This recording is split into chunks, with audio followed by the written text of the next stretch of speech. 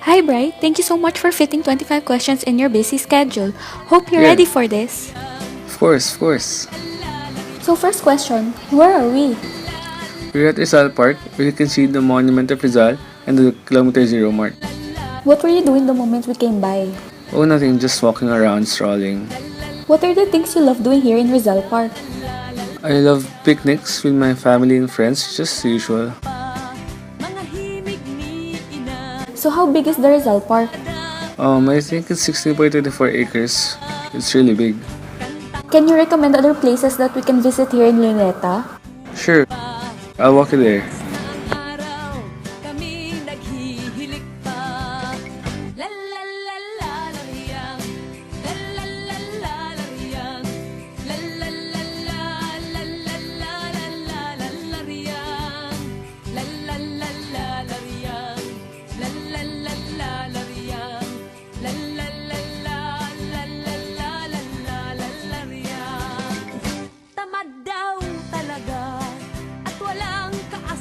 We're here.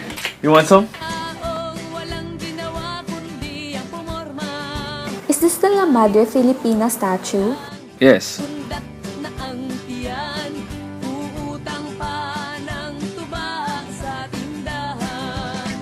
Interesting. So, who sculpted this statue? A man with the name Ramon. I think his name is Martinez. It's actually a four-part sculpture. Wait, this sculpture was actually part of a quadrant? Yes, the Sisters of Lamad is actually disseminated around Manila. Where are the other three? Two were in the entrance of Court of Appeals and one was lost during the war.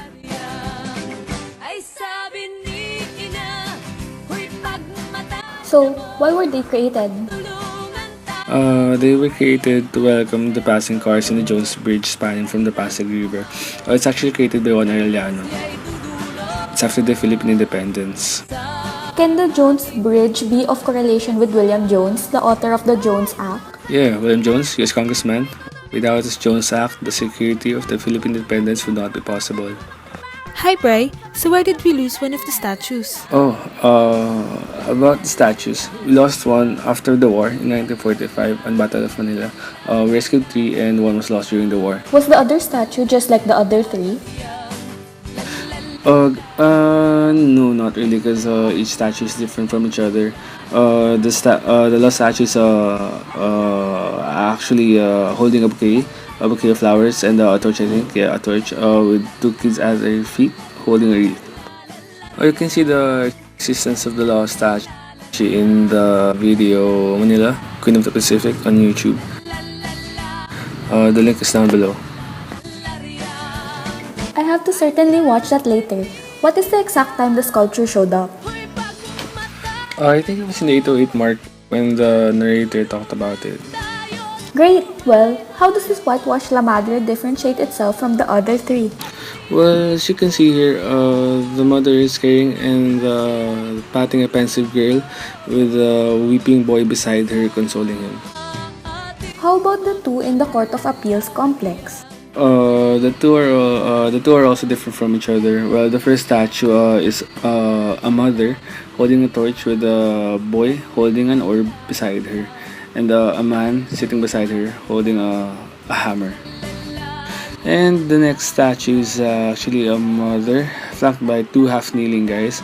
To her left is a guy holding a plummet. To her right is another guy holding a key and some stone tablets of decalogues. Going back to this statue, what does it signify?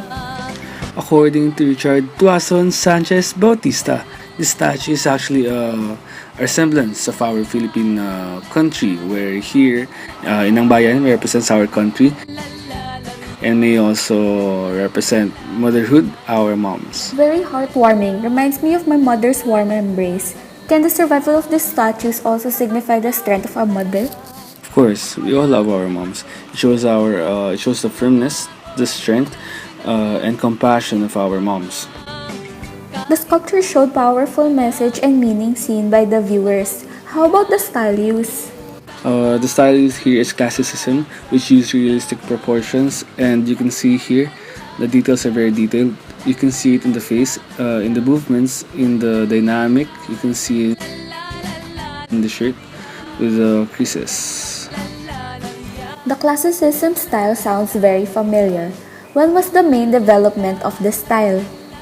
Classicism was developed during Renaissance. The faces of the subjects look very detailed. What was the reason for this? Well, as you can see, it actually shows resemblance with Michelangelo's La Pieta, where we can see Mary holding Jesus.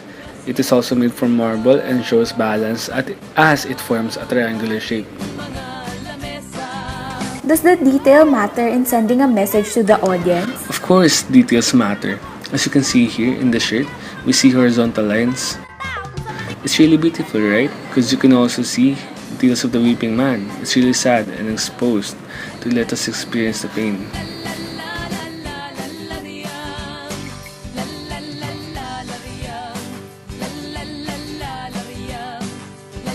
What is your favorite thing about the statue? My favorite thing about the statue is the mother, where we can see the mother wearing our national costume, our dress, something like that, Filipiniana. And we can see here the guy. He's naked, right? You can see his muscles. It doesn't look like mine. It's really but really fit, which shows how hardworking the Filipinos were. It's not about of a man who did not struggle, so it really can be seen that the Filipinos during that time are struggling, and the mother is consoling the struggling man. Before we end, are there other statues that we can see here in Luneta? Aside from the diagram of Rizal there, we also have Binhi ng Kalayaan. Do you want to see it? Let's go.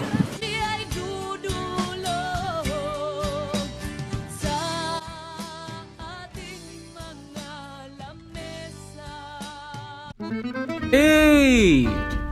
It's been so long, pare. We haven't seen each other for so Hey, long. how are you? I'm fine lang naman. I'm actually with my friends, and Hi. I'm trying to tour here to Binhi ng Kalayaan. Can you tour here for me? Why? Just art appreciation. Why? Where are you going? Binhi ng Kalayaan nga, kulit mo Where are you naman gonna go nga? I'm going somewhere sorry. He's gonna be with you. He's my high school classmate eh. Bye.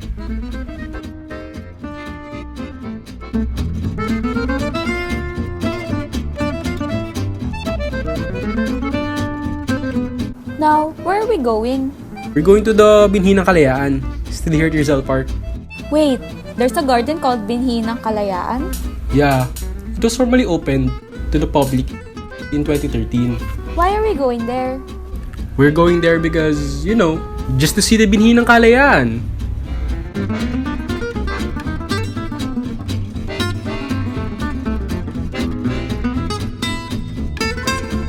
So, we're here. Looks so good. Since when was this here? This statue was installed here in Rizal Park during the Philippine Centennial in 1998. What is it made of? This was made of bronze. Sounds nice. So who sculpted the statue? Binhi ng Kalayaan was sculptured by nationalist Filipino sculptor Eduardo Castillo, who was famous for his metal sculptures. How can his style be seen in the sculpture? As I've said, he's a nationalist. His feelings towards angst and idealism towards the difficult experiences of the Filipino during the Spanish colonial period could be felt in the statue and in some of his earlier artworks too. How about on his use of materials? Like his other works, the Binhi ng Kalayaan statue was hard, solid, concrete, and monumental. How was this seen in the sculpture? Look at the body build of the Filipino people in the statue, especially the fallen man, who is very muscular. This depicts the body build of the Filipinos back then during the colonizing period. Can you name some of his famous sculptures? Yeah, sure. The Virgin Little Loma Cemetery, Pietat Loyola Memorial Park, People Power in EDSA, and the Spirit of EDSA at RCBC Plaza in Makati. Now, going back to the sculpture, do you know why and who was it made for? It is a monument dedicated to the men and women who fought for the freedom of the country during the Spanish colonial rule. As you can see, there is a woman which symbolizes her motherland. On her left hand, she is holding a fallen man in a tender half embrace. The fallen man represents our fallen soldiers who were willing to sacrifice their lives for the country. On her right hand, she is holding a well-lighted torch. The torch symbolizes the Filipinos' will to fight will never die, even if many lives were to be sacrificed. Looking at the reaction of the woman, the mixed feelings of anger and anguish can be perceived. This symbolizes the sculptures and the Filipinos' strong feelings towards the injustices endured by the Filipinos from the Spaniards. What can you say about the children? The children are both afraid as the reaction says it all. I mean, who wouldn't be traumatized with this, right? But despite their fear, they were able to show strong movements by depicting their empathy on the fallen man. It is implied that both kids have the ability to experience whatever the fallen man is also experiencing. Do you think that those children play a big role on the Excuse me. statue? Yes, I believe that those children play a huge role, not only in the sculpture, but in real life as well. From what I know, binhi means seed.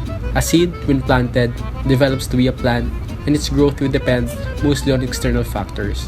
Same goes for these children. The statue clearly shows how traumatic it was for these children to see a dying man in front of them. You mentioned that the kids play a big role not only in the statue but in real life as well. Why is that? I think that the children have a big role in this. Because as Jose Rizal's famous quote says, the youth is the hope for the nation. And I think the children have a big role in the society for future generations.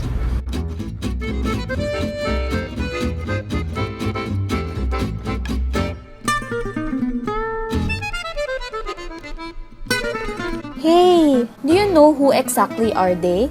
Unfortunately not, because I don't know who they are.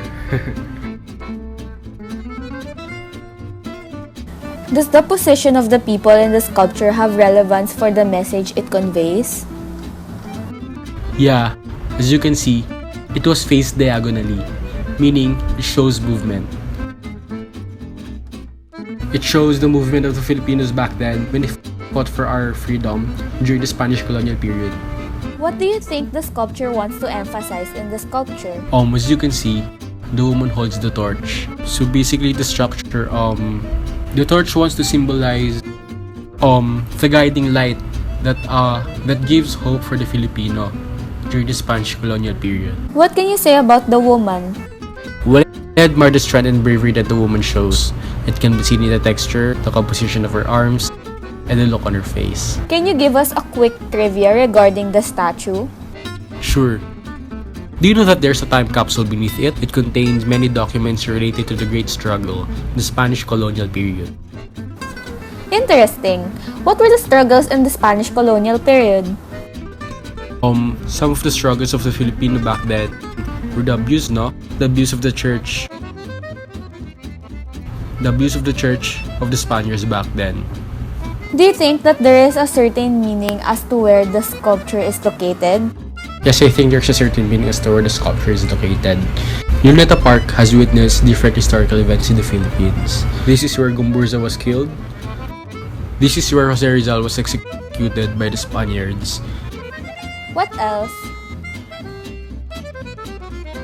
I think the sculpture was meant to be seen on its own and not as a part of a complex sculptural setting.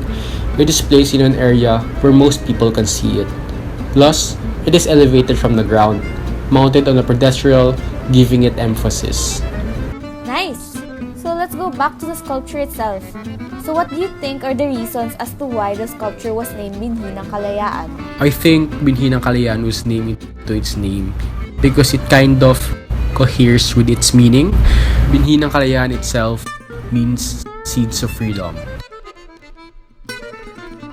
As we know, it has a time capsule beneath it, which is related for the freedom of the Filipinos from the Spaniards.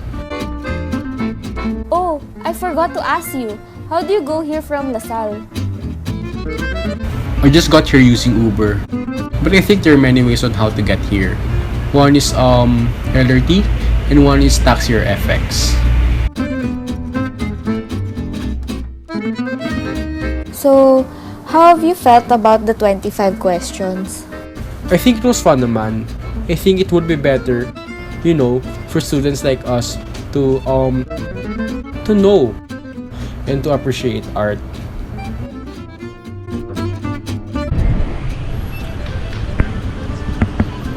Sana wala naman po yung binhi ng kalayaan dito sa opera lang sana sa theater. Look at the sculpture. Ang ganda, di ba? Right? Like, share. Subscribe. So like, share, comment, subscribe po. I-ring mo na rin ang bell.